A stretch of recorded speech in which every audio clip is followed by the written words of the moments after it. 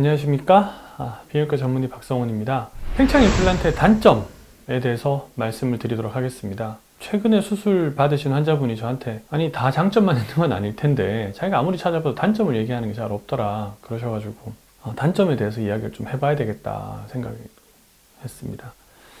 딱히 떠오르는 단점이 제가 많지가 않았어요, 솔직히. 그래서 저희 직원들하고 같이 얘기도 해보고 오시는 환자분들하고 얘기를 해봤는데 제일 첫 번째로 꼽을 수 있는 거는 제가 볼 때는 강직도인 것 같아요. 팽창 임플란트는 자연 발기보다 강직도가 좋거든요. 강직도를 환자분이 너무 세게 만들어서 쓰시는 경우가 있어요. 그렇게까지 쓸 필요도 없고 그렇게까지 쓰지 않는 게 좋은데 너무 딱딱하게 만들어서 쓰니까 오히려 환자분들이 아프다 그러세요.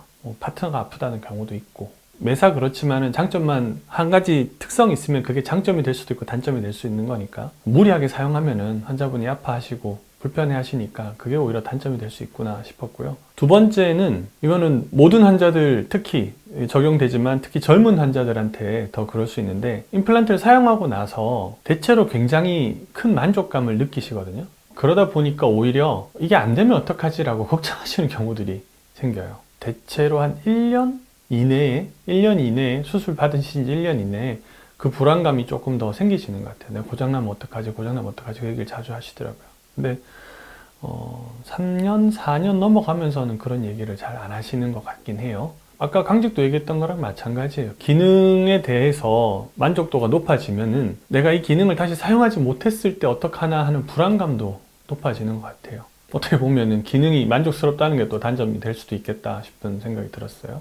세 번째, 각 제조사에 따라서 그 제품에 따른 독특한 어떻게 보면 단점이 있을 수도 있어요. 콜로플라스 임플란트의 경우에는 굵기가 좋아요. 그런데 발기가 안 됐을 때 형태가 조금은 어색해요. 그리고 AMS 임플란트는 펌프에 오작동이 생길 수가 있어요.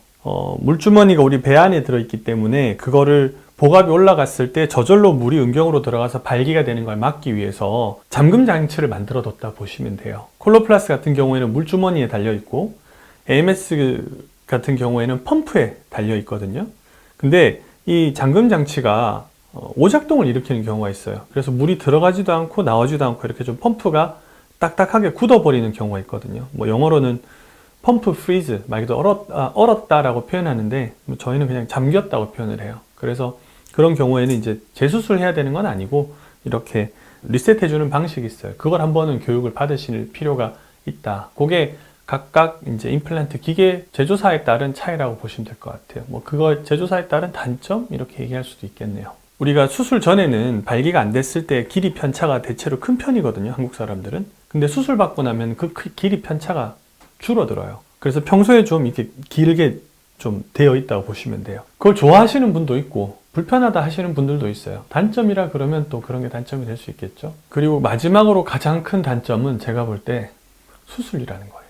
이게 먹는 약은 뭐 환자가 먹기 전의 상태로 언제든 돌아갈 수 있잖아요. 먹어도 사실 몸에 비가역적인 변화가 생기는 건 아니니까. 근데 수술이라는 치료는 뭐 어떤 수술이든 다 마찬가지지만 다 비가역적인 치료예요.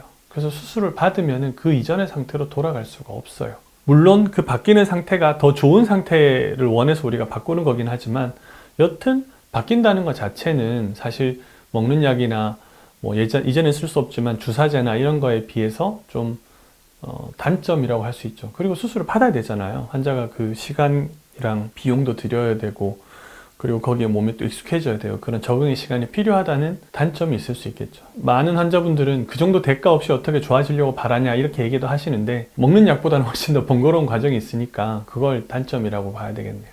이상 그래서 이제 팽창 임플란트에 대해 단점들에 대해서 말씀을 드렸는데 제가 생각하는 것 말고도 또 환자분들이 느끼시는 다른 불편함이 있을지도 모르겠어요. 근데 지난 한 10년 넘는 기간 동안 제가 쭉 봐온 바로는 아주 두드러지는 단점 같은 경우는 없는 것 같아요. 이게 뭐 실험적인 치료라던가 아니면은 해서 될지도 안 될지도 모른다던가 이런 치료는 아닌데 장점 단점이 아니라 임플란트 치료 자체 특성이 그 자체가 양면성을 가지는 것 같아요.